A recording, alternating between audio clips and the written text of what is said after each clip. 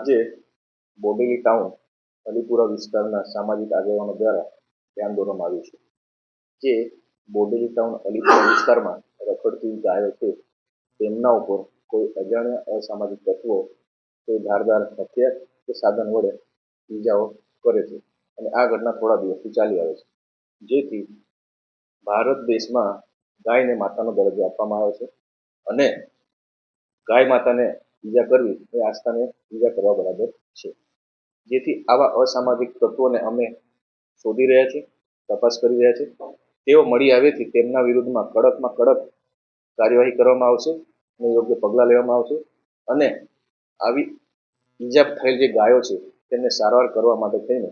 પશુ ચિકિત્સક અલીપુરા વિસ્તારને એક યાદી પણ લખવામાં આવી છે.